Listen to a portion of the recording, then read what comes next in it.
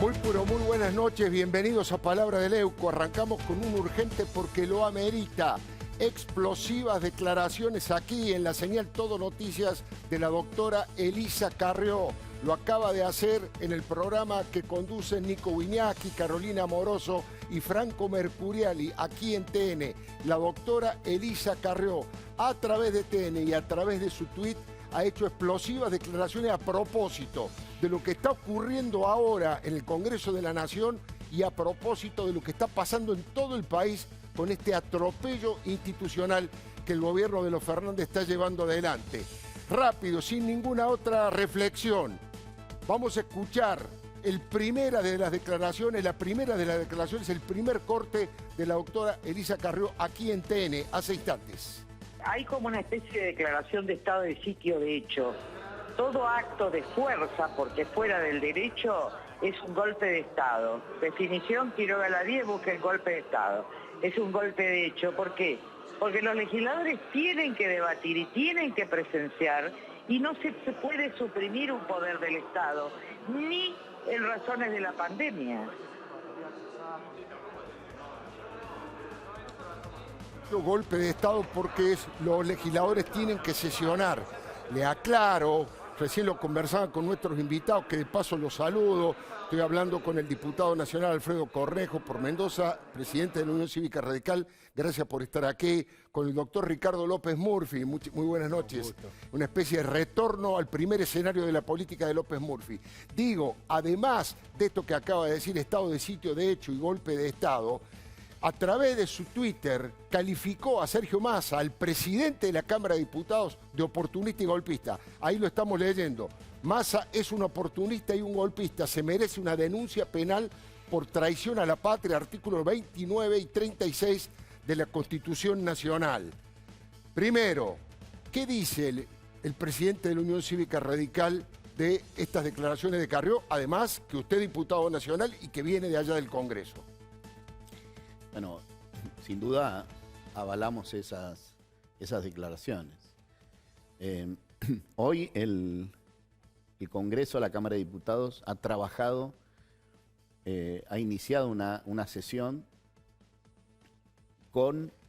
sin quórum, porque el reglamento interno que está vigente es el presencial, y ahí hemos estado presentes.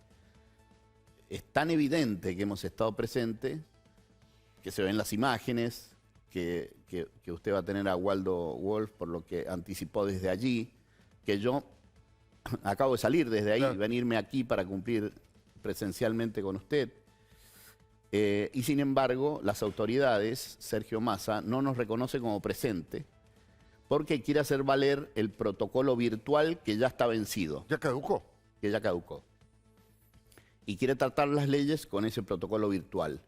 Lo que le estamos planteando es, estamos abiertos a renovar la virtualidad mezclado, interactuando con la presencialidad, y que si se quieren tratar temas como reforma judicial, cambio en la fórmula de previsional, por ejemplo, o presupuesto, podamos hacerlo en forma presencial, para que todo el mundo esté sentado en la banca de la cara y pueda votar. Bueno, si el gobierno consigue mayoría en esos proyectos que tienen tanta dificultad para ser asumidos, sí, por los bloques minoritarios que generalmente votan con el oficialismo, bueno, la mayoría del Frente de Todos en diputados empieza a resquebrajarse, ¿no? Diputado Cornejo, ¿van a judicializar esto? ¿Van a hacer una denuncia ante la justicia por la ilegalidad de esta sesión que se ha llevado adelante? Los tres presidentes de nuestros bloques, Maxi Ferraro, de Coalición Cívica, Cristian Ritondo del PRO y Mario Negri de la UCR, le presentaron una nota anticipándole que el protocolo estaba vencido y que se iban a iniciar acciones judiciales si se actuaba como se está actuando. Así que una vez presentada esa nota y viendo lo que está ocurriendo en diputados, no queda otra opción que esa, salvo que el Frente de Todos se avenga a una negociación y busque el consenso, que es lo que decía el protocolo virtual, claro, es decir, consenso de temas, para la renovación y para hacerlo mixto, también con la presencial, con gente presente en el recinto. Doctor López Murphy, ¿usted qué opina de esto que está pasando en diputados? Pero me parece que es una muestra de lo que está pasando en muchos aspectos del país. ¿Cuál es su mirada de esto? Luce caribeño, o sea, los ausentes están presentes, los presentes están ausentes. Eso seguramente no nos va a ayudar para enfrentar los problemas, y creo que entrar en ese clima de ilegalidad, de violación de los reglamentos, es el comienzo de una debacle, porque eso está destruyendo el sentido institucional. Y creo que eso le hace mucho daño a la República innecesariamente, porque eso se puede... En última instancia usted tiene que respetar las reglas de procedimiento, es decir, todo el sistema democrático es un problema de los cómo. Usted no puede hacer cualquier barbaridad, y esto claramente va por un camino francamente equivocado y que nos conduce a esa situación de ilegitimidad en la cual, por eso decía, el régimen caribeño cayó con tanta asiduidad, ¿no? La doctora Carrió, en declaraciones aquí en TN, en segunda instancia, se refirió a la toma de tierras. Le pido que le preste atención, porque nadie ha dicho hasta ahora esto, que mucha gente piensa, pero nadie ha dicho que la toma de tierras es responsabilidad de sectores de la izquierda, de la Cámpora y de amigos del Papa. ¿Quiénes son los que mandan a ocupar terrenos? Los grupos de la Cámpora, grupos de izquierda, grupos vinculados, incluso amigos del Papa, que toman tierras. Me refiero que el Papa tiene muchos amigos que le generan muchos problemas. Yo lo he conocido mucho al Papa, no diría que soy su amiga, pero le mandé a decir que si él generó esto, él lo pare.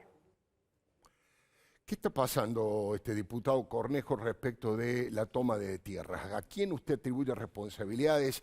Acá hubo por lo menos dos opiniones muy contrapuestas de parte del gobierno. Por un lado, la ministra Sabina Freddy, que dijo, esto no es un tema de seguridad, es un problema de déficit habitacional. Y salió Sergio Berni, por ejemplo, diciendo que se trata de un delito en contra de la propiedad privada y que hay que meter preso a aquel que tome un terreno que no es propio. ¿Usted qué posición tiene y qué cree que está atrás de esto? Sí, yo creo que esas posiciones de Berni en seguridad contra Frederick en seguridad y de Kicillof contra Berni en seguridad o de Kicillof contra Berni en el tema de la toma de tierras es una trampa del populismo kirchnerista. Están por derecha y por izquierda, es decir, Berni se pone del lado del jubilado que se defendió ante un ladrón, lisa y llanamente un delincuente, se pone de ese lado. Sin embargo, el gobierno de la provincia de Buenos Aires, con Kicillof a la cabeza, alentaban la salida de los presos con la excusa del COVID. En este momento, el gobierno de la provincia de Buenos Aires alimenta con su discurso diciendo que esta gente tiene problemas habitacionales y Berni dice que hay que desalojarlos inmediatamente y que la propiedad privada con la propiedad privada no se metan.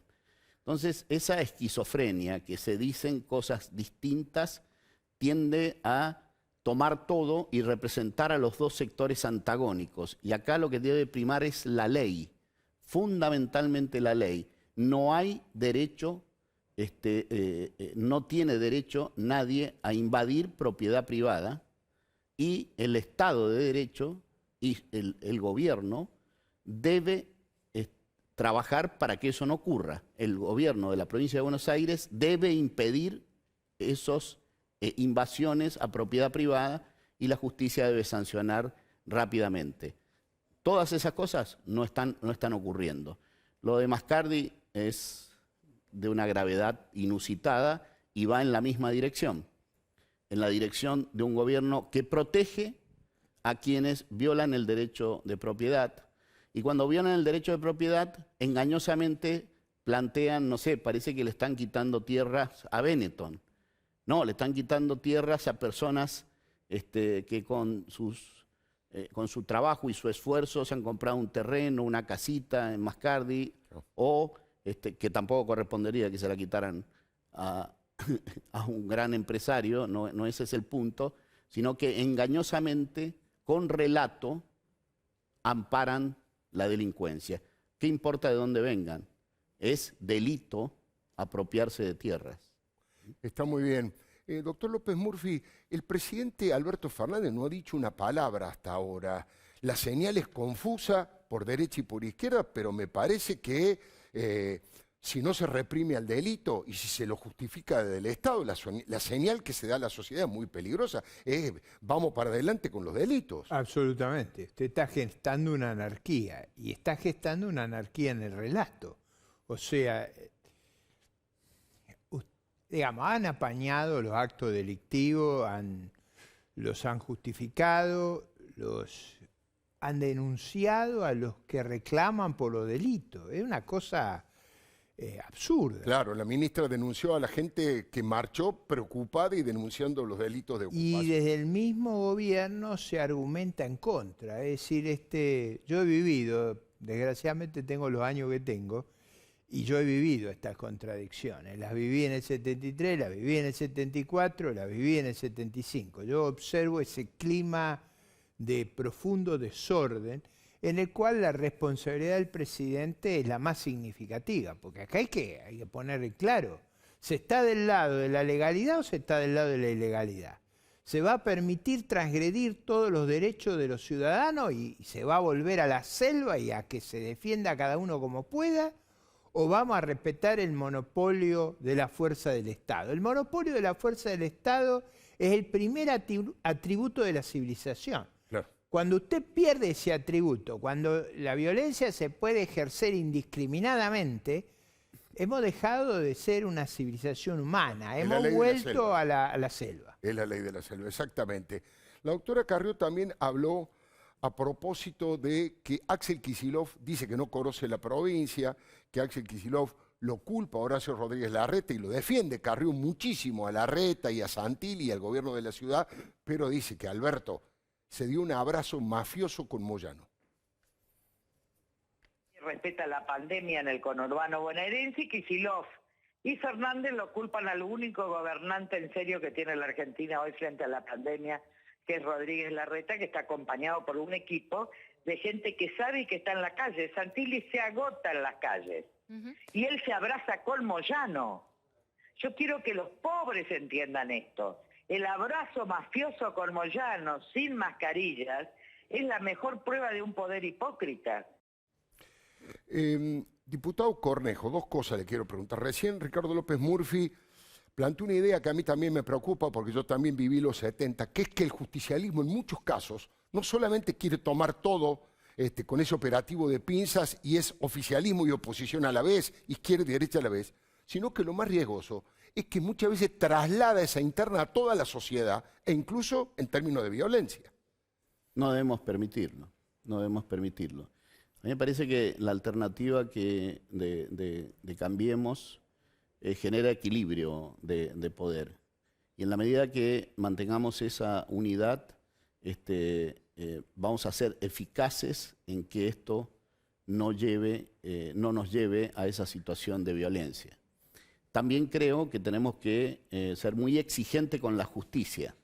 Acá hay un problema que los atropellos no están siendo sancionados por una justicia independiente, eficaz.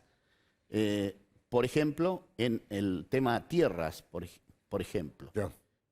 Si las invasiones son con niños que están planificadas para llevar los niños, no hay desalojo. Y ahí el gobierno de la provincia debería colaborar en cómo hacer que esos desalojos justamente protejan a esos menores. Claro. Debiera haber una gestión adecuada y nosotros tenemos que estar, la justicia, para aplicar las sanciones correspondientes a los mayores y la oposición para denunciar cada uno de estos hechos, como la prensa libre, para ponerlos en debate y en deliberación. Y me parece que eso va a impedir que este proceso avance inexorablemente. De otra forma, si no actuamos, la prensa libre, la justicia independiente, ejerciendo ese poder sancionatorio, y la oposición manteniéndose unida y generando equilibrio, bueno, ese proceso puede tener ribetes trágicos que terminen en violencia, ¿no? Diputado Cornejo, primero le quiero pedir una pregunta muy concreta e inquietante. ¿Quién está gobernando la Argentina de hoy? ¿Quién está gobernando? Es la primera pregunta. Y la segunda pregunta que está vinculada a esa es, ¿cómo se hace para preservar la investidura de un presidente que cada día avanza a parecerse cada vez más a Cristina Fernández de Kirchner y su criterio autoritario y con posiciones muy extremas? ¿Cómo se hace? La primera, yo digo que está gobernando el kirchnerismo con un programa político de concentración de poder, donde no se los ve tan incómodos a la pareja presidencial y vicepresidencial. Hay un plan político de concentración del poder que arrancó con las 9 emergencias en diciembre, enero, y que luego, con la excusa de la pandemia, les permite tener es el único que tiene financiamiento, un financiamiento no genuino, pero financiamiento al fin, que es la máquina de hacer dinero. Y mientras no hayan picos inflacionarios altos, esa máquina de hacer dinero y ese financiamiento les permite manejar a gusto y piacere a los gobiernos provinciales, que están casi todos en déficit, todos dirían déficit, a los municipios, al sector privado, casi 10 millones de IFE, por supuesto al sector privado a través de los ATP. Bueno, es un gran programa de concentración de poder. No se ve un plan económico, ¿no? Eso sí que no se ve. Acá hay un plan político de concentración de poder, pero un plan económico evidentemente es ganar tiempo solamente. Se ha renegociado la deuda, todavía no se termina de hacerlo, pero se está ganando tiempo, pero no aparecen las reformas que todos sabemos que hay que hacer en la Argentina, fiscales, impositivas, laborales y previsionales, ¿no? Bueno, doctor López Murphy, el diputado Cornejo habló de que no hay un plan económico y del tema de los bonos. Bueno, usted es un economista con mucha experiencia. Son dos preguntas en una. La primera, ¿le parece positivo el hecho de que por lo menos no hayamos caído en default? La primera, el acuerdo que se hizo con los bonistas. Y la segunda, dos medidas que debería tomar el gobierno para empezar a salir económicamente de esta verdadera hecatombe. Sí, respecto a lo primero, caímos en default. O sea, no nos engañemos sobre eso.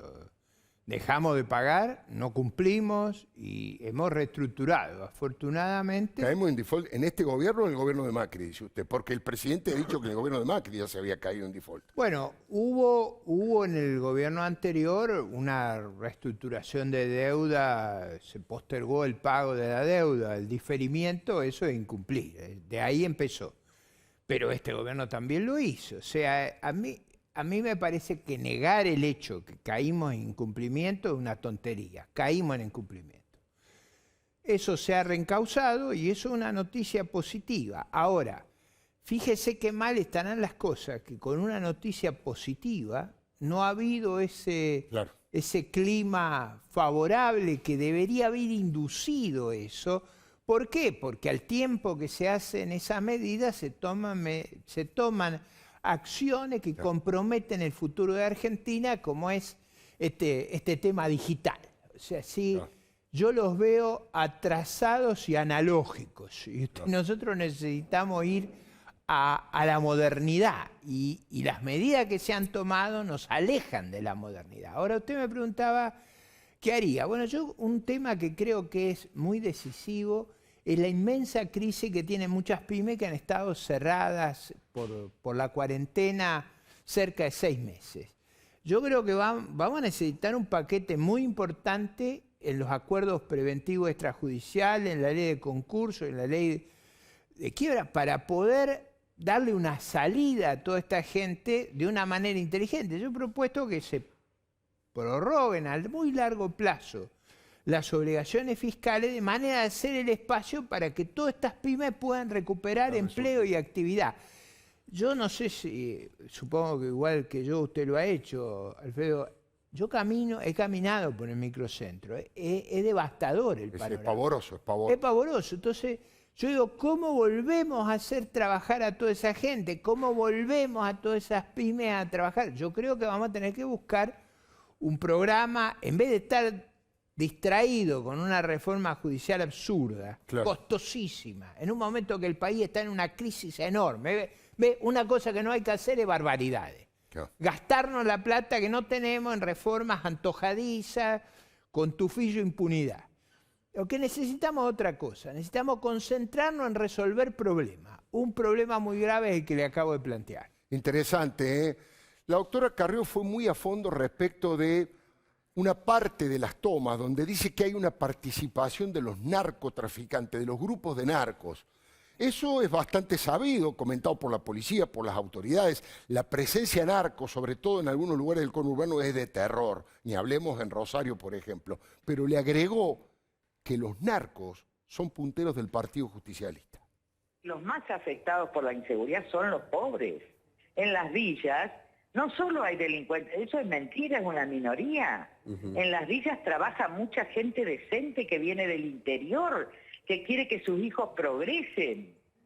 Yo, mirá, conozco a gente de las villas extraordinaria y trabajadora. Ahora, ¿quién comanda ahí? El narcotráfico. Y resulta que el narcotraficante es puntero del PJ. ¿Y entonces dónde estamos? Bueno, esta es la pregunta, diputado Cornejo. El tema del narcotráfico, supongo que en Mendoza el problema no tiene tanta envergadura, pero en todo el país hay. Pero la verdad, en el conurbano profundo es demoledor el problema. Prácticamente en muchos barrios son los que conducen socialmente a la comunidad, ¿no? Sí, sin duda alguna, no tengo una información tan clasificada como la que aquí se describe en el conurbano y en Rosario, pero es evidente que hay ramificaciones de un crimen organizado que tiene, bueno, desarrollo territorial, ¿no? Y que muchas veces, sin duda alguna, usa punteros de partidos políticos. El conurbano, sin duda alguna, el único partido prácticamente que está desarrollado en el conurbano es el justicialismo, ¿no? De hecho, mi partido, el radicalismo y Cambiemos, ha tenido grandes dificultades para custodiar el comicio en algunos de esos distritos. Pero yo quiero resaltar algo que dice Lilita, que hay un montón de gente que quiere trabajar, progresar, que quiere, con sus palabras, un capitalismo más social, pero de riesgo, porque de alguna forma quien quiere trabajar no quiere que el otro que vive al lado cobre sin trabajar. Y ese sector es inmensamente mayoritario en el conurbano bonaerense. La gente de trabajo es infinitamente superior en cantidad a ese grupo minúsculo que muchas veces controla esos barrios en muchos centros urbanos, pero en particular en el conurbano. Y ahí es donde se hace falta el liderazgo político del gobierno de la provincia, de los municipios, del sistema de seguridad. Yo creo que Bernie y Friedrich deberían ponerse a trabajar juntos con un único criterio, no tratando de tener dos discursos distintos para atar a un electorado diverso, sino ponerse a trabajar en un plan realmente de prevención del delito y de represión del delito, sin asustarse con la palabra represión y represión legal, obviamente. Por supuesto. Le quería hacer una consulta respecto de que suelen aparecer en todas las charlas que a veces damos. ¿Cuál es el motivo por el que esa cantidad de gente humilde en el conurbano, pese a que viven en muchos casos hacinados, sin cloacas y sin agua, cuál es el motivo para que sigan teniendo su corazoncito peronista o kirchnerista y voten en general a intendentes que hace años que están Por ejemplo, en La Matanza prácticamente solo ha gobernado el peronismo y es uno de los distritos donde mayor atraso y mayor exclusión social hay. Yo tengo una diferencia parcial en esa hipótesis. Yo la verdad que creo que la grieta en la Argentina hoy no es peronismo-antiperonismo. Es un sector productivista de la Argentina contra un sector parasitario. Que ese sector parasitario básicamente ha sido organizado por gobiernos kirchneristas y populistas, sí, pero hay mucha cultura del peronismo republicano que es más productivista que otra cosa. ¿Cuál es el punto?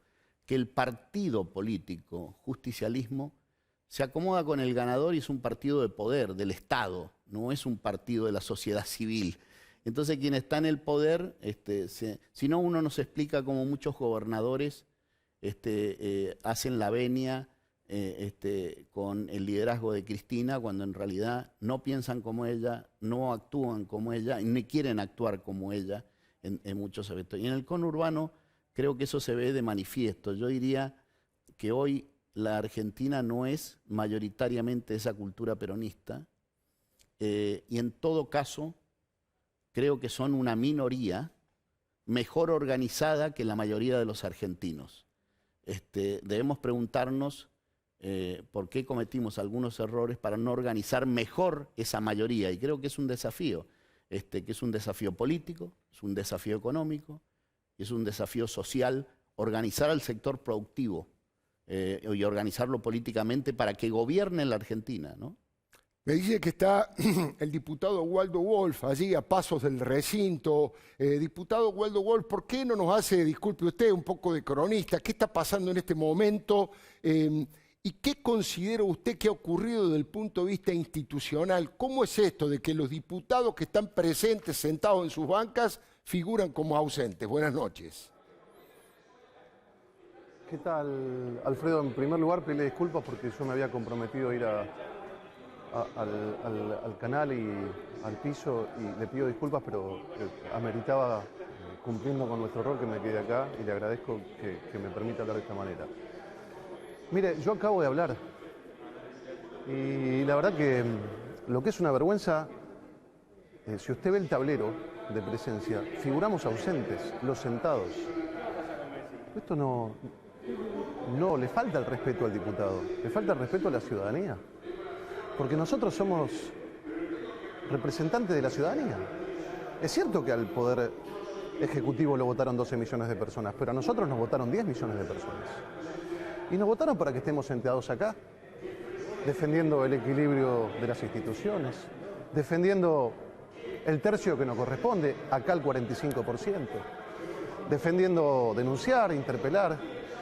Y sin embargo, se levanta el presidente de la Cámara y dice: yo interpreto un reglamento y ustedes no están presentes. Están presentes los que están en sus casas. Que le quiero decir a la ciudadanía, esto no está establecido en ningún reglamento. Esto está pactado entre las partes por un tiempo determinado hasta que no continuamos con el pacto. Se puso en ese documento que se firmó cuando empezó la cuarentena que tenía que haber consenso. La definición de la Real Academia Española de consenso es unanimidad. Deja de haberlo cuando hay disenso, y nosotros, además, como representantes del 45%, dijimos: estamos dispuestos a tratar temas, pero de manera presencial, porque entendemos que existe la enorme posibilidad que este Poder Ejecutivo nos meta por la ventana la reforma judicial y la reforma previsional para tratar de manera virtual. Y nosotros no queremos tratarla de manera virtual. Usted vio lo que pasa en el Senado: le apagan los micrófonos, le votan en 15 minutos 900 cargos nuevos, que no se sabe cuánto pesa en el presupuesto. Y nos parece que no corresponde. Entonces, lo que está pasando es una gravedad absoluta. A mí me da mucha vergüenza. Me da vergüenza como miembro de un poder del Estado. En la casa hay gente que no trabaja hace 6 meses, que no cobra sueldo, 61.000 empresas que cerraron, 1 millón de desocupados. Mucha gente que se está haciendo dormir ahora porque mañana se tiene que levantar temprano para laburar, porque es persona esencial. Y nosotros, los diputados, no podemos venir a trabajar y tenemos que recurrir al artilugio de encontrar un resquicio para interpretar una palabra y decir: no, lo tratamos cada uno desde su casa. ¿Qué le queda a un camionero, a un policía, a un enfermero, a un médico, a un repartidor de Rappi. Si nosotros, que además tenemos un sueldo importante, el Estado decimos no, nosotros tratamos de nuestra casa porque no quieren poner la cara. Así que lo que está pasando es una gravedad enorme. Lo que está pasando, nosotros siendo parte de este escándalo, siendo parte de este acto bizarro, patético. Digo, yo estoy sentado, el presidente me dijo, siéntese, cállese, usted está ausente, me dijo. Digo, mire la locura que estamos viviendo. Recién les comentaba que a través de un tuit y declaraciones muy explosivas, muy fuertes para TN, la doctora Elisa Carrió dijo que Massa era un oportunista y un golpista y que le cabía la posibilidad de denunciarlo por traición a la patria. ¿Usted cómo calificaría esta actitud que ha tenido Massa frente a esta sesión? Habría que preguntarle a Máximo Kirchner. Habría que preguntarle a Cristina. Mire, a mí no me gusta plagiar. No, en todo caso soy un buen copiador. Perdone que cite a un colega suyo, pero lo dijo él y me parece atinado. El periodista Pagni dijo en una columna que dio el día de ayer y salió hoy creo que en el diario La Nación, que el presidente de la Cámara históricamente es el garante de los acuerdos. Hoy aquí, desde la presidencia de la Cámara, se está liderando el conflicto. Entonces, necesitan el conflicto porque van a tratar leyes en las que es muy difícil poner la cara. ¿Y sabe por qué me atrevo a decir esto? Porque yo terminé como miembro del Poder Legislativo un gobierno de 4 años donde siempre pusimos la cara, y usted lo sabe. Lo pusimos cuando nos cascoteaban acá la reforma previsional, que es mucho mejor que esta. La pusimos cuando la inflación era alta, la pusimos cuando la desocupación en algún momento apretaba, o inclusive cuando no pudimos bajar la pobreza. Pero la pusimos. Este gobierno, que rompió el INDEC 2011-2015, hoy acaba de romper la presencia de 10 millones de argentinos. Digo, ¿con qué cara puede caminar por la calle si dicen que no estamos presentes? ¿Sabe qué? La historia, a mí, John, que lea a la gente entre líneas, porque no voy a hacer apología de la chicana barata, pero la historia está llena de totalitarismos que por ley decretaron cosas que eran criminales. Decir que en esta sesión la oposición con el 45% de representatividad no está presente es criminal, pero no criminal para con nosotros, es criminal para con los valores de la República, porque es cierto que el presidente Alberto Fernández ganó y nosotros, honrando los valores que representamos, que son los de la institucionalidad por sobre nuestro partidismo, vinimos a este recinto a aplaudir mientras el presidente Alberto Fernández asumía y recibía la banda y el bastón del presidente Macri. Sin embargo, en el 2015 también me tocó estar y ellos no estaban presentes. Así que lo que hoy se está haciendo, perdóneme y le cierro, hoy se están llevando puesto los valores de la democracia republicana. No gobierna el Ejecutivo solamente en un país. No le dan los números para establecer a la fuerza una sesión virtual. Y son ellos los que deberían acatarla, por más que consigan un juez amigo, cómplice, que les avale que esta sesión fue presencial. Que me expliquen a mí cómo yo no estoy presente y estoy hablando acá con usted. Diputado Waldo Wolf, les quiero hacer escuchar a nuestros 3 invitados, porque está también el diputado Alfredo Cornejo y el doctor Ricardo López Murphy. Una declaración que hizo hace un rato aquí en TN, en este canal, la doctora Carrió, respecto a una caracterización política que hizo del presidente Alberto Fernández, y le quiero preguntar si ustedes comparten esa opinión o si tienen otra caracterización de Alberto Fernández. Esto decía la doctora Carrió. Alberto Fernández lo que es, siempre fue un charlatán, ¿se dieron cuenta? Es un operador de segunda, perdónenme, pero yo lo respeto como presidente. De todas maneras, cambia de opinión según la ocasión, porque no tiene orden moral, no tiene orden psíquico, y además está muy estresado. Pero yo creo que es la desesperación. Bueno, un charlatán que no tiene orden moral, que está muy estresado. Le pregunto a usted, diputado Cornejo, que se tiene que ir, así que lo dejo con la respuesta primero. Bueno, ¿cómo caracterizaría usted al gobierno de Alberto Fernández? Usted recién dijo que gobierna el kirchnerismo, pero él, el rol presidencial que está jugando, ¿cuál es su mirada? Se desdibuja a veces con sus contradicciones, ¿no? Entre lo que dice y lo que y lo que hace. En el caso de Vicentín fue muy categórico, en la reforma judicial insiste en un proyecto que a todas luces está desubicado con la agenda y el mandato que él tenía. Él tiene un mandato, él ganó porque la economía no estaba bien. Y su mandato es arreglar la economía, no es reformar la justicia. Y reformar la justicia no es crear 1000 y pico de cargos que tienen un costo fiscal de alrededor de 10.000 millones de pesos como mínimo, y creados de la noche a la mañana, que no tienen nada que ver con arreglar la economía, porque entre otras cosas hay que tender al equilibrio fiscal progresivamente. El propio ministro Guzmán lo dijo el otro día. Ahora, yo creo que nosotros debemos respetar la investidura presidencial, que no debemos rescatarlo de las fauces de nadie. Más si no se quiere más solo. si él no, es decir, pero sí respetar su investidura y contribuir a una deliberación más profunda, más honesta, más transparente acerca de lo que necesita la Argentina e invitarlo a participar de esa deliberación. La Argentina necesita reformas fiscales profundas, si no va a seguir cayendo. Requiere reformas impositivas, no parches importantes. Requiere reformas laborales imprescindibles, y todas esas cosas no veo que se logren si no es en un acuerdo de gobierno-oposición. Debería haber sido con el gobierno anterior, requiere con este gobierno y requerirá con el próximo. Vamos a seguir cayendo. Hace 10 años que la Argentina tiene el mismo Producto Bruto. En realidad, ahora, por las estimaciones privadas, va a tener el mismo Producto Bruto del 2008. El 2008.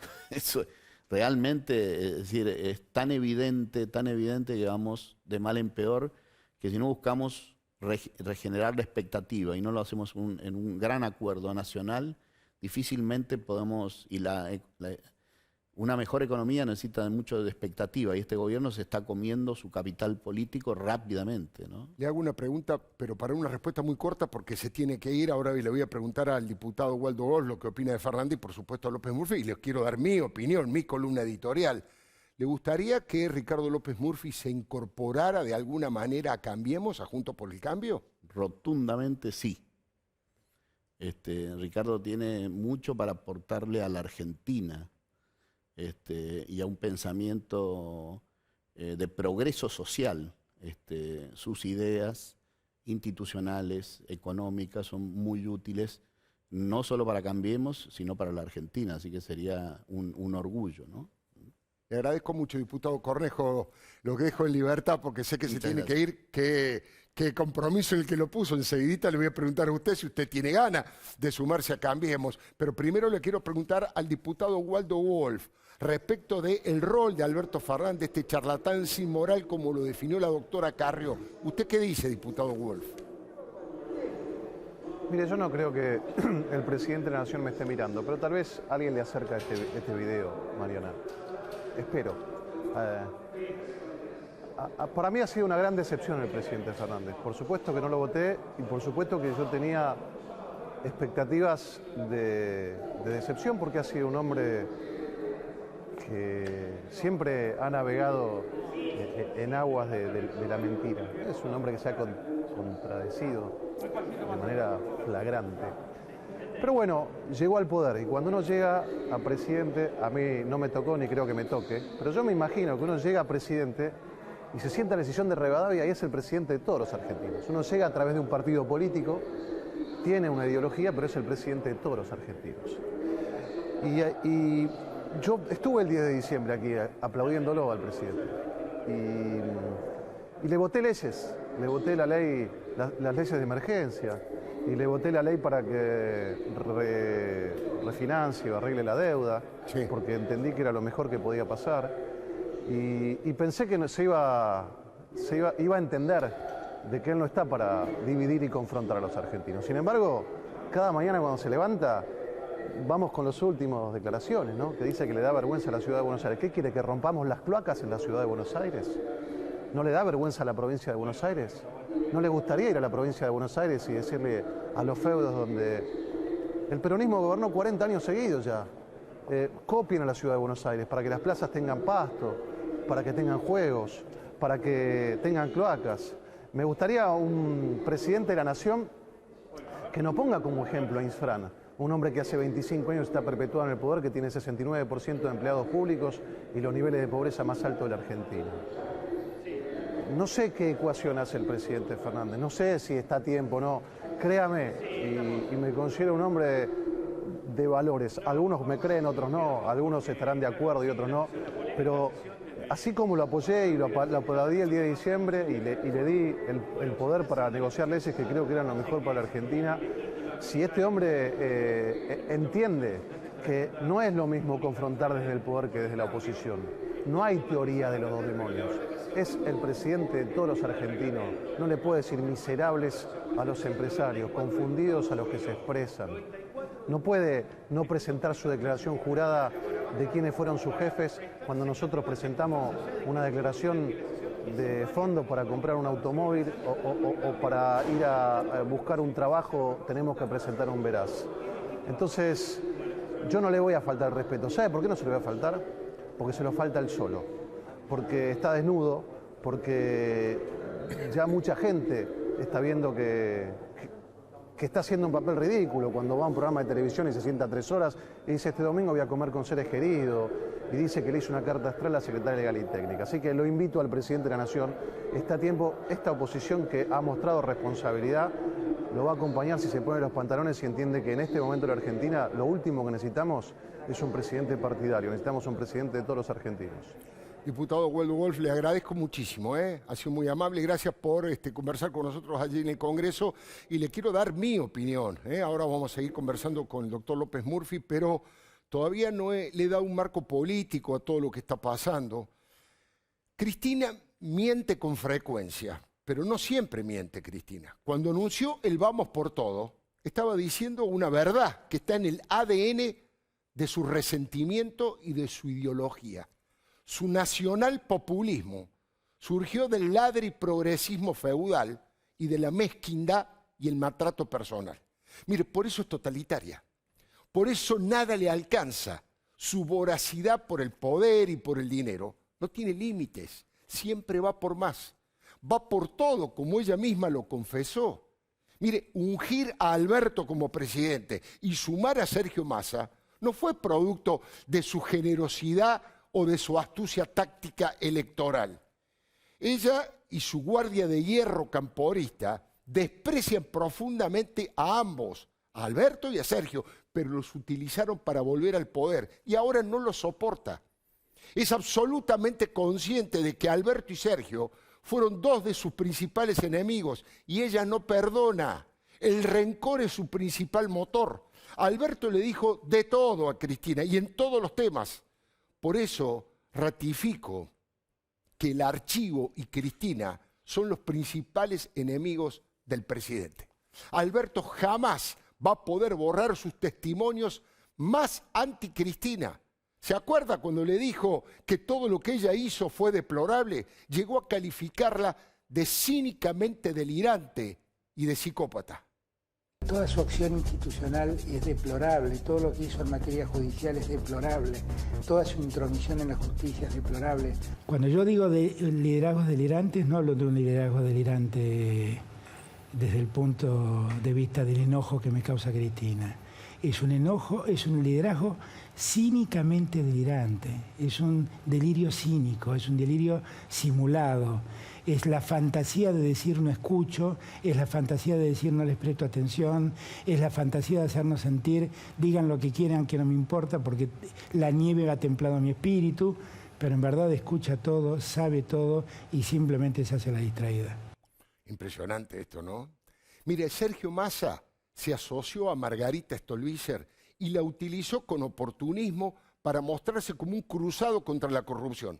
Por eso Cristina mantiene esa consigna de los 70, ni olvido ni perdón. A Massa no le dijo pelotudo, se lo dijo a Parrilli, a Diana Conti, a Jorge Tayana, al Movimiento Evita y a muchos más. Cristina fue mucho más a fondo con Massa y Stolbizer. Los llamó hijos de puta. a ambos y a ella le dijo loca y gorda y le pidió a Parrilli que la matara a Stolbizer, simbólicamente por supuesto, y que lo embocara a Massa. Son los audios que todos escuchamos. Nadie lo contó en forma reservada ni off the record. Cualquiera los puede escuchar y entender con más profundidad esta lógica autoritaria de Cristina. Dice que Stolbizer está loca ahora que le dice... Sí, hoy también... Aparte metió la pata con esta última denuncia, pero mal. Es mala hija de puta. Mal hija de puta. Y el que la manda a hacer eso es Sergio Massa. Sí, yo no tengo duda de eso, ¿eh? Hay que invocarlo también a ese hijo de puta. Bueno, por eso Cristina va ahora por la venganza contra los dos, contra Alberto y Sergio. Ya no los necesita, ya los usó y pronto los va a tirar, acuérdese. Esa es la concepción de la lealtad y de las coaliciones que ella tiene. Use y tire. Esa es la razón por la que durante este tiempo Cristina se borró del tema de la cuarentena. No dijo una palabra siquiera de pésame ante tanta gente que murió, pero boicoteó casi todas las acciones de Alberto, lo acorraló contra su propio arco. La gran novedad es que ahora Cristina decidió atacar directamente a sus dos socios del frente. Mire, contra Alberto utilizó al titular de la Oficina Anticorrupción, Félix Kraus. Muchos ingenuos creyeron que la exigencia de que Alberto mostrara quiénes fueron sus clientes en los últimos 3 años era un acto de transparencia en el cumplimiento de sus funciones. Bad information, señores. Kraus es un soldado de Cristina y jamás haría algo así sin una orden de ella. Fíjese lo que tituló el diario La Nación. Alberto Fernández rechazó un pedido de la Oficina Anticorrupción. Le negó información sobre sus clientes previos a asumir la presidencia. Mire, vamos a explicar esto. Cristina confesó varias veces a sus personas más cercanas que le da mucha bronca que los medios la muestren como una corrupta, en realidad la jefa de una asociación ilícita dedicada a saquear el Estado, y que Alberto lo muestren como un ser impoluto, que no se manchó jamás con la corrupción. Cristina cree que eso es producto de un pacto entre Alberto y Clarín. Siempre lo acusó de eso. Alberto lo protege, lo cuidan. Él es un santo para los medios hegemónicos. Los únicos corruptos somos nosotros, suele quejarse. Mire, en el 2011, en el libro de Sandra Russo, llamado La Presidenta, Historia de una Vida, Cristina definió a Alberto como el vocero del Grupo Clarín. ¿Y se acuerda de los informes de 6-7 Chorro, del pauta traficante Diego Birch? Lo mostraban como un lobista de Repsol y de otras multinacionales. Confirmado. Alberto Fernández es lobista de Repsol. Ayer salió a la luz pública que Alberto Fernández es lobista de Repsol, algo que no representa un problema necesariamente, pero lo que pasa es que Fernández, a la hora de hablar del tema Repsol, lo hace como si fuera independiente y nunca blanqueó que cobraba de la multinacional mencionada. Bueno, se imaginan que ese programa y esa línea no la podían hacer si no era Cristina. La información de la factura, una factura por 435.600 pesos que Alberto le hizo a Oil Combustible, que es la empresa insignia de Cristóbal López, se descubrió durante el concurso que se hizo de esa empresa. Ahora, después Fernández no pudo negar la existencia de esa factura. Dijo que era un error, que no se había cobrado, que después la anuló y que bla, bla, bla. Pero la factura estaba. Y a eso apuntó Cristina a través del pedido de Félix Kraus. Quería que Alberto confesara que Cristóbal fue su cliente. Por eso Alberto reaccionó tan enojado y, como veíamos recién en el título de La Nación, se negó a aportar esa información. Fue el propio Kraus el que ventiló esa situación. Es Kraus el que se la filtró al periodismo con el único objetivo de ensuciar a Alberto para satisfacer el pedido de Cristina. En su propio lenguaje, Cristina lo invocó a Alberto. Ahora estará satisfecha diciendo, bueno, no solo yo tenía relaciones non santas con Cristóbal. En el lenguaje de la batalla naval, en el juego de la batalla naval, podría decirse que el barco de Alberto fue tocado, pero en cualquier momento puede ser hundido. El otro zarpazo de Cristina involucra a ambos enemigos íntimos, a Alberto y a Massa. Y su jugada fue decir que la reforma judicial no era la de ella. No era de ella. Se lavó las manos de una casi segura derrota. Le sacó el cuerpo al costo político. La culpa va a ser de Alberto y de Massa. Fue una forma de decir, yo no tengo nada que ver con la suerte de esa reforma. Podemos ver lo que decía porque todos titularon así. Cristina, la verdadera reforma judicial no es la que vamos a debatir este jueves. Ahora, la gran pregunta es, ¿por qué Cristina dispara con fuego amigo? ¿Cuál es el objetivo de bombardear a su propia coalición? ¿Sabe por qué? Porque considera muy mediocre al gobierno y a la mitad de los ministros del gabinete de Alberto. Y le digo la verdad, tiene razón. Es cierto que Alberto adoptó la intransigencia y la agresividad del discurso de Cristina. Le dije la semana pasada que por momentos parece más cristinista que Cristina.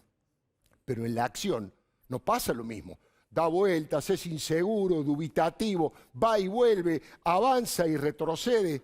Cristina sabe que le queda poco tiempo para lograr la impunidad absoluta, que es su único objetivo. Ella necesita salvarse de la cárcel. Ella necesita evitar que sus hijos y sus secuaces sean condenados a prisión. Y con movimientos lentos y burocráticos no lo va a lograr. Le gustaría ver a Alberto y a Massa jugar más a fondo contra los jueces, los fiscales, los periodistas que le investigaron o la procesaron.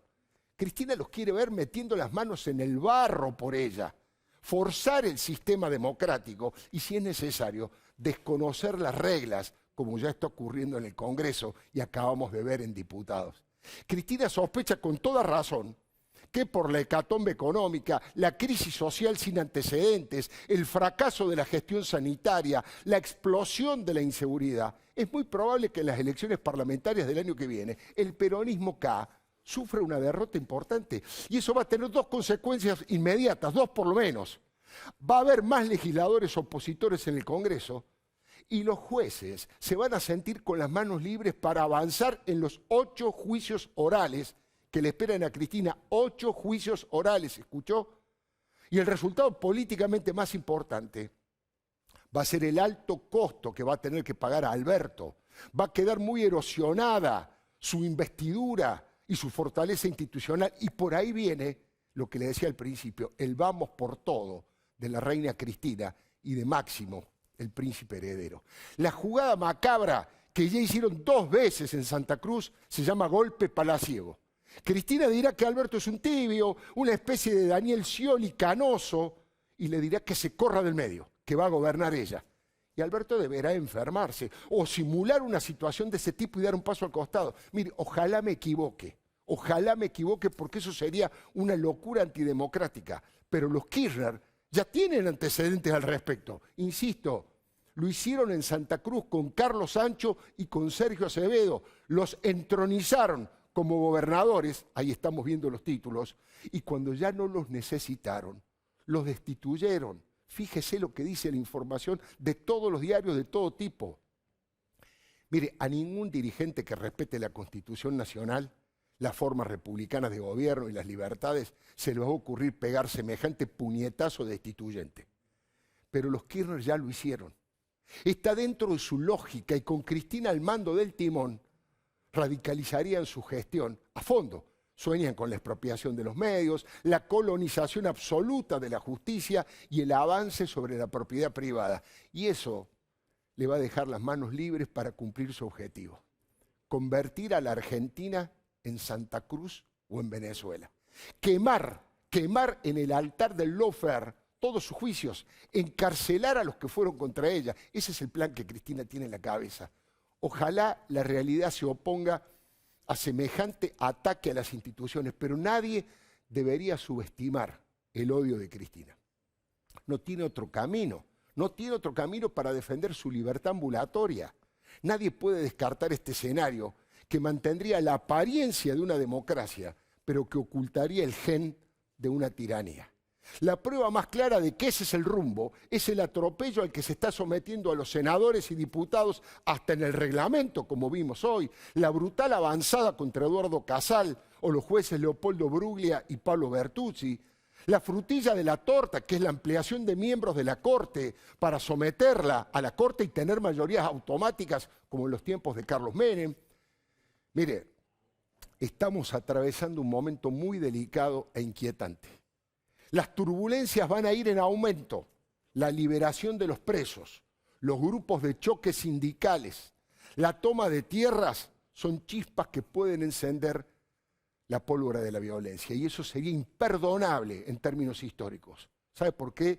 Muchos de los cristinistas tienen una mirada nostálgica y romántica del foquismo de los 70 y son capaces de repetir la historia como farsa y como tragedia. La sociedad, por suerte, está atenta y movilizada en cada banderazo y en cada protesta como estamos viendo. Muchos proponen defender en la calle, con cacerolas y banderas, al doctor Eduardo Casal, como en su momento se hizo con el fiscal José María Campagnoli. ¿Se acuerda que lo querían destituir a Campagnoli por investigar a Lázaro Báez? Para que Cristina logre su objetivo de volver a la presidencia, se necesita un pueblo sumiso y paralizado. Y esa es la buena noticia para la democracia. Por ahora se ve todo lo contrario. Una amplia franja de los argentinos quiere paz, quiere trabajo, quiere sentido común y la vigencia plena de la Constitución. Hay por lo menos 10 millones de personas que están dispuestos a decir que el vamos por todo no pasará. No pasará, ni ahora ni nunca. Le doy mi palabra. Doctor López Murphy, la primera pregunta que se me ocurre ya entrando en su regreso al primer escenario político es, primero, ¿por qué lo hace? Y segundo, ¿le gustaría ser candidato, sumarse con su propia agrupación tal vez a un espacio de coalición como es Cambiemos? Mire, yo creo que hay una crisis de representación en el país, hay un segmento significativo de la sociedad, sobre todo los que generan valor, los que producen, que se sienten muy enfrentados al gobierno actual, pero también muy decepcionados con la experiencia que terminó en diciembre. Nosotros expresamos una cosa muy diferente de Cambiemos y de la del gobierno. Lógicamente entendemos y valoramos la necesidad de evitar los excesos que usted mencionó y vamos a ser lo más firmes posibles y solidarios en esa tarea. Pero expresamos una cosa diferente que Cambiemos y nuestro valor es que expresamos una cosa diferente. En la elección del 21 es la elección parlamentaria y se necesita que esa expresión sea clara y transparente.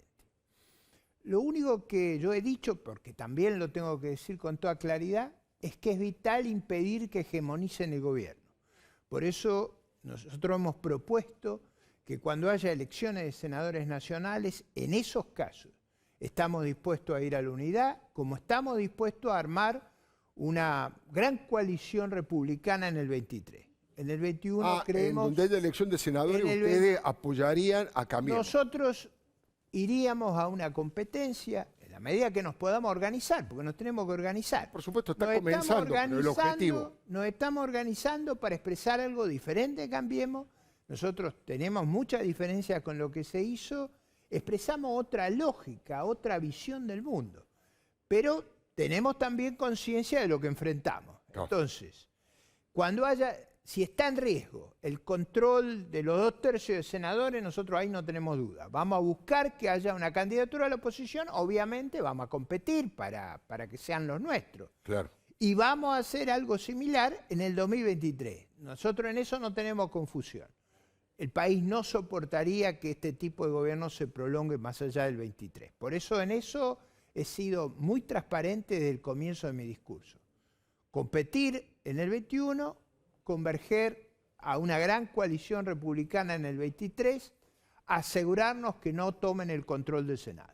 Claro, porque algunas críticas que he escuchado, yo sé, porque soy periodista y me informo que usted está hablando con todo el mundo, con Cornejo, con Patricia Bullrich, con la gente de Expert, con distintos sectores, y todavía no ha comprometido y está construyendo su propio partido en todo el país en donde Nosotros estamos construyendo un vehículo un vehículo institucional, como enmarca la Constitución, y estamos dialogando básicamente con toda la oposición, pero básicamente con los que nos acompañó en el 2002-2003, o sea, con una coalición que tiene si usted quiere, un compromiso con la propiedad privada, con la iniciativa privada, con la economía de mercado, con la democracia republicana, representativa y federal, y con la idea que hay que ganar el pan con el sudor de la frente. Eso expresa algo bien diferente de la experiencia que se ha vivido. Ahora, las críticas incipientes que ya empezaron a surgir y se las quiero trasladar,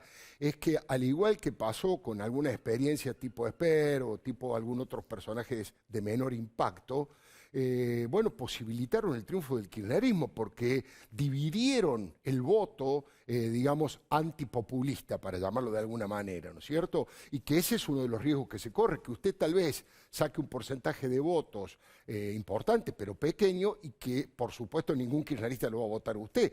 Entonces, le restaría posibilidades a un triunfo contundente de lo que llamaríamos el gran espacio antipopulista o antirrepublicano. Pero nadie va a leer mal, Alfredo, esa elección. Nadie me va a asociar.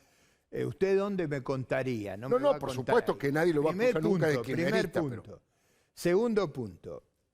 Yo reconozco que el año pasado, allá por los primeros meses del 2019, la expectativa era que el peronismo fuera fraccionado, entonces estaba la idea de que iba a haber doble vuelta. Sí, señor. Cuando se unifica el peronismo y tiene el éxito que tuvo el 11 de agosto, el juego había terminado. En función de eso y en función del riesgo que podemos tener, en el 23 yo he atado mis manos, he dicho, en el 23 construimos una gran coalición. Vamos a evitar que se pierdan los senadores para que no puedan copar los 2/3. Vamos a competir porque no somos lo mismo. Si fuéramos lo mismo, ¿para qué hacemos este esfuerzo? Está muy bien.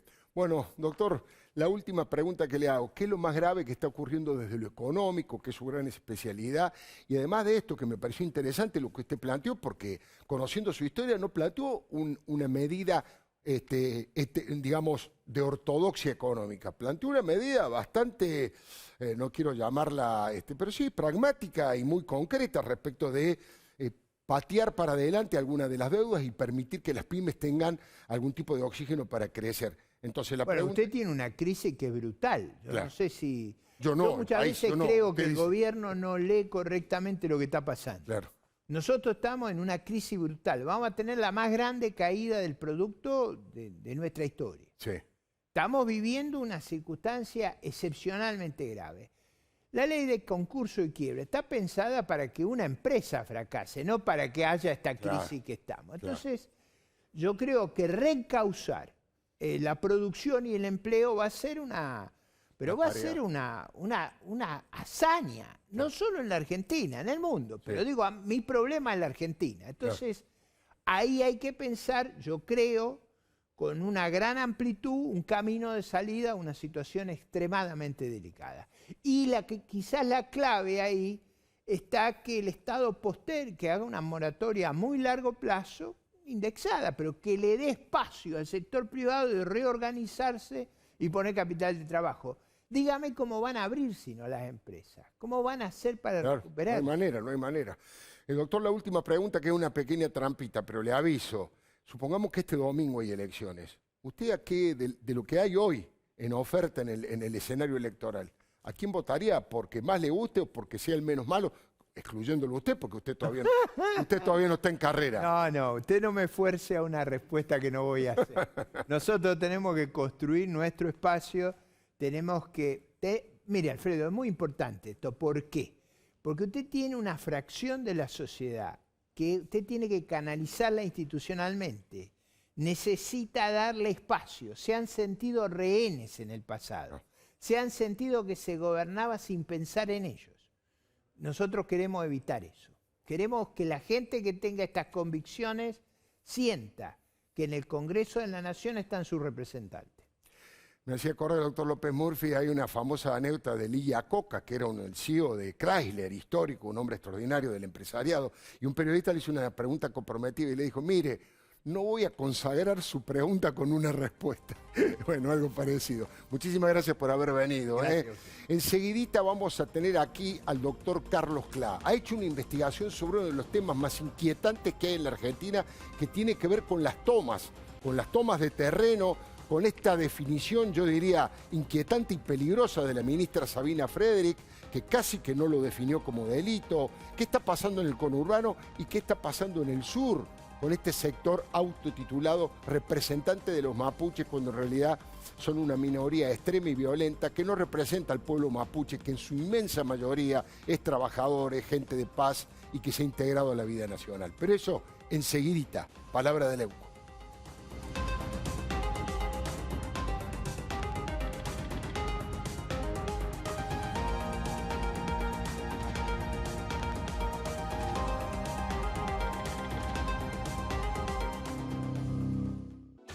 El gas natural es una fuente de energía fósil, un combustible que cumple una función vital, desde una simple cocción hasta en la más potente producción industrial.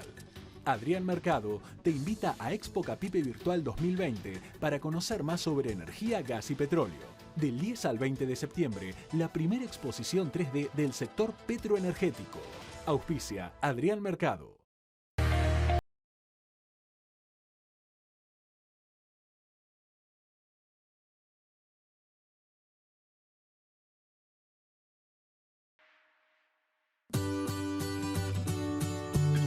Cachamay, un saludable momento. Estar separados también es estar juntos. Asegura tu casa en La Segunda, donde lo primero sos vos. Grupo Asegurador La Segunda.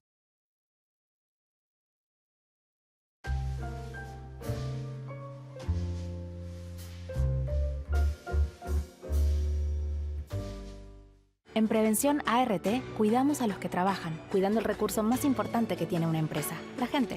Prevención ART de Sancor Seguros, cuidando a tu gente, cuidando a tu empresa.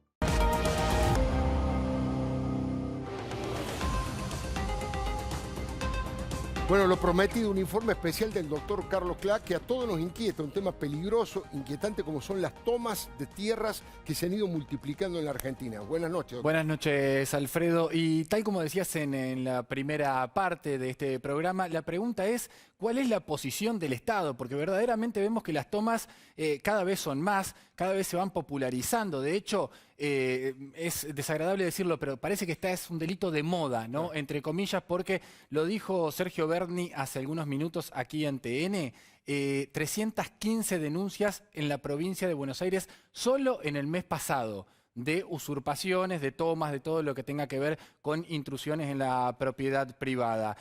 ¿Cuál va a ser la posición del Estado? Bueno, ya les aviso que Alberto Fernández todavía no dijo nada al respecto, por ahí no cree que sea necesario su opinión. Sí habló su ministra de Seguridad, ¿no? Se supone que es la palabra autorizada por el presidente para referirse a este tema. De todas maneras, no es muy alentador, les aviso lo que van a escuchar de Sabina Frederick, porque lo que hizo es básicamente correr al Estado de esta problemática, dejar a un lado al Estado y de alguna manera dejar cara a cara a la sociedad con este problema que estamos teniendo de las tomas de tierras. Esto decía Sabina Frederick ayer nada más. Estamos en un momento en el que la presión y la conflictividad se traducen en tomas de tierras en diferentes lugares del país, en el sur en particular y también en Gran Buenos Aires.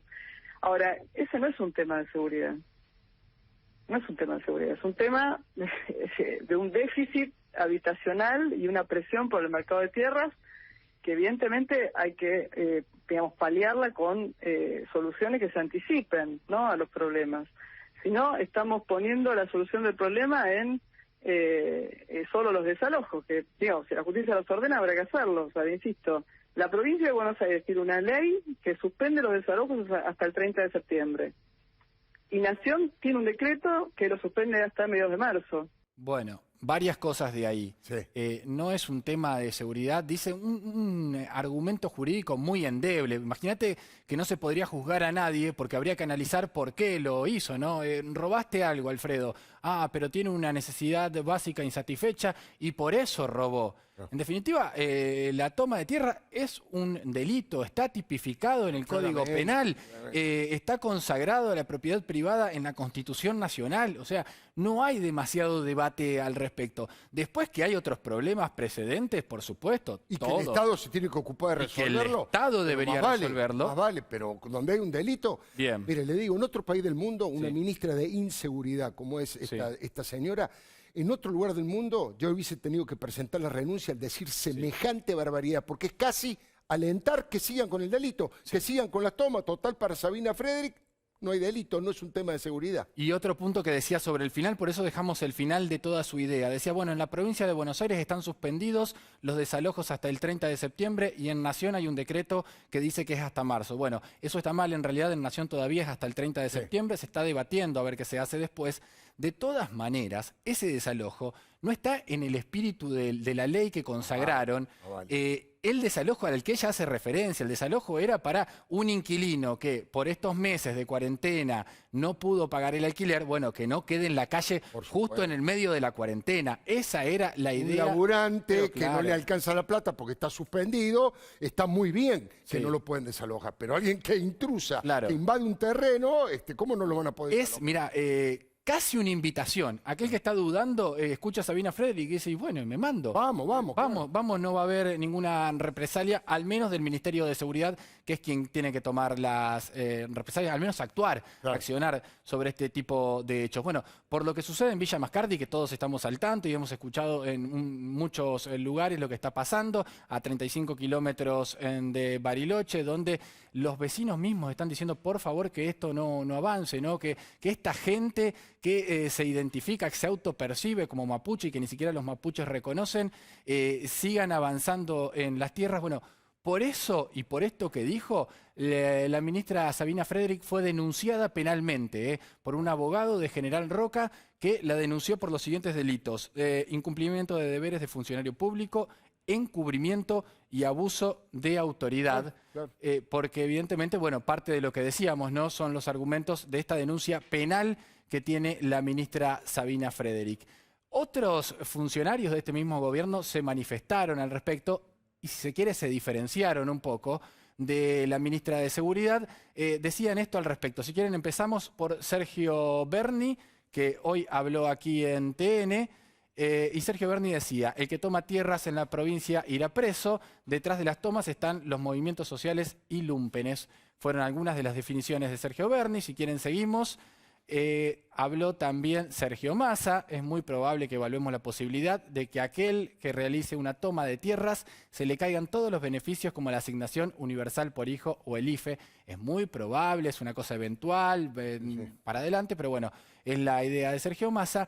Y esto es bastante inédito, Alfredo. No sé si lo habías visto. No. María Eugenia Bielsa es la ministra de Hábitat, porque ¿a quién le tiró la pelota en definitiva? Sabina Frederick dijo, faltan viviendas. Bueno, esto es incluso de antes de que haya hablado Sabina Frederick, pero cuando el tema ya estaba instalado, dijo, las tomas en muchos casos tienen que ver con situaciones delictivas más que con situaciones reales de necesidad. Pobre María Eugenia Bielsa, se van a acusar de derechista y oligarca. Sí, bueno, habrá que ver entonces cómo responden a esto, pero verdaderamente es un tema que está dentro del gobierno, pero que Alberto Fernández todavía no tomó ninguna definición. Tomas, bueno, te decía, Villa Mascardi, provincia de Buenos Aires, muchas, pero además es un delito que se está viendo en diferentes provincias, ¿no? Chaco, Corrientes, Santa Fe, en muchos lugares se está viendo, donde además en la costa argentina hay muchos casos de tomas de tierras, aprovechando que muchos propietarios no residentes en las localidades de la costa estaban, por supuesto, en Buenos Aires o en los lugares de residencia habitual. ¿Qué dijeron? Se empezaron a agrupar. ¿Por qué? Porque a través de vecinos le empezó a llegar el llamado de se metieron en tu casa.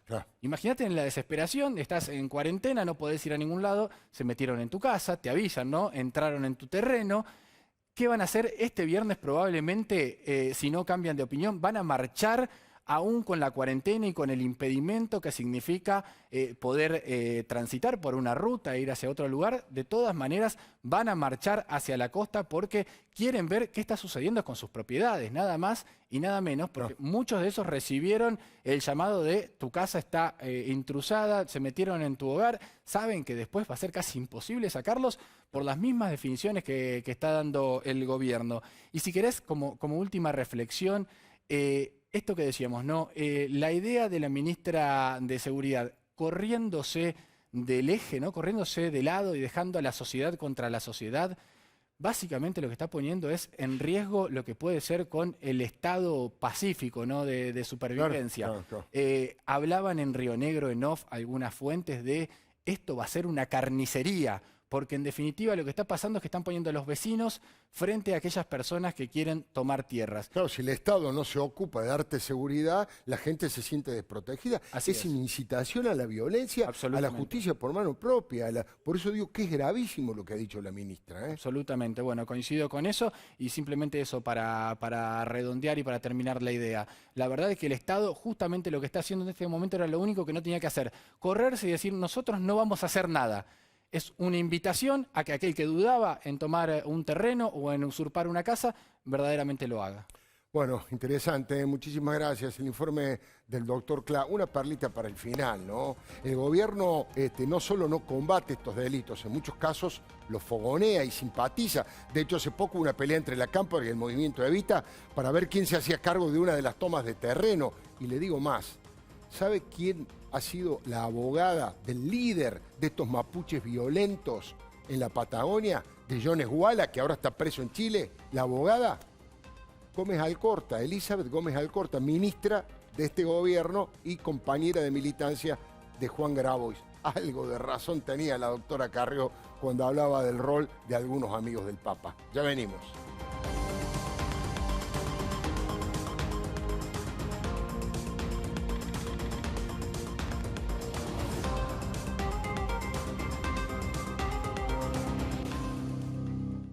Conocemos las dificultades que enfrenta tu pyme. Por eso en Adrián Mercado propiciamos el Compre Nacional. Adrián Mercado, energía humana al servicio de la industria. El Plan Detectar está llegando a cada barrio de la ciudad. Estamos haciendo una búsqueda activa de nuevos casos para identificarlos y resguardarlos. Así, estamos anticipándonos y cortando la cadena de contagio. Cuidarte es cuidarnos. Buenos Aires Ciudad. Innovación permanente. Vago. Ética al servicio de la salud. Porque vos evolucionás, Garbarino también. Ahora te ofrecemos mucho más de lo que imaginás. Más de 17.000 productos y más de 100 nuevas categorías. 12 y 18 cuotas sin interés. Envíos a todo el país y retiro gratis en más de 150 sucursales. Garbarino, garantía de confianza. Entrá a www.voyasalta.com.ar. Arma tu viaje y vení cuando quieras hasta abril del próximo año. Compra hoy. Viaja mañana. Salta, tan linda que enamora. Banco Ciudad, te quiere ver crecer.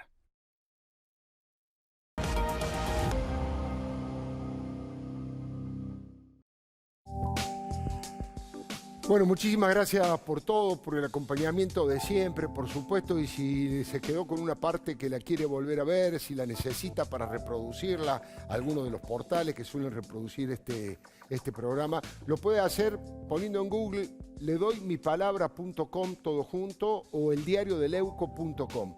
De esa manera puede, repasar parte de la editorial, de las entrevistas que hemos hecho, del informe especial del doctor Carlos Cla. Insisto, eldiariodeleuco.com todo junto o ledoymipalabra.com y va a la página donde está todo enseguidita. Muchísimas gracias, lo espero el próximo martes a las 10 de la noche, aquí en Todo Noticias.